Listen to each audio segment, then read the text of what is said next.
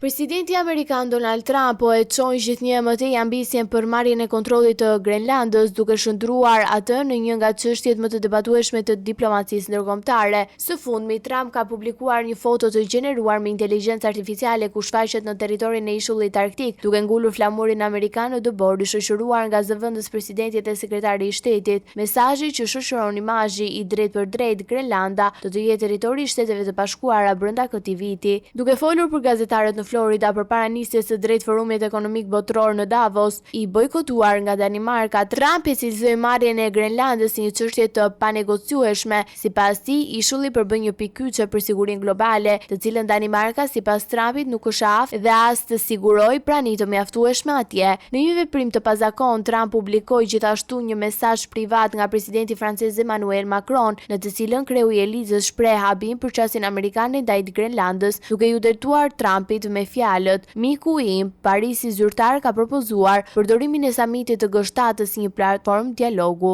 Përpara se përshkallëzimi i luftës së tarifave të dëmtojë rënd aleancën transatlantike, përplasjet e Trump shkojnë më tej dhe duke prekur drejt për drejt Britaninë e Madhe, presidenti amerikan e ka cilësuar si një akt marrëzie të madhe vendimin e Londrës për të hequr dorë nga sovraniteti mbi ishujt Chagos. Ai ka akuzuar kryeministrin britanik Keir Starmer se po ja dorëzon Mauritiusit bazën strategjike të Diego Gracias pas një arsye, duke sipas tij i hapur rrugë ndikimit të Kinës dhe Rusisë. Sipas Trump, kjo që ai e quan dobësia absolute e Britanisë përforcon dhe më shumë arsyet pse Shtetet e Bashkuara duhet të blejnë me çdo kush Grenlandën. Nga ana tjetër, qeveria britanike ka reaguar prerë duke deklaruar se nuk do të bëjë kurrë kompromis me sigurinë kombëtare dhe duke mbrojtur marrëveshjen si një garanci për ruajtjen e bazës ushtarake. Në Londër, sulmet e Trump janë parë si një goditje serioze ndaj asaj që për dekada është quajtur marrëdhënia speciale mes dy vendeve, duke thelluar një krizë diplomatike që duket se po merr përmasa gjithnjë më të mëdha.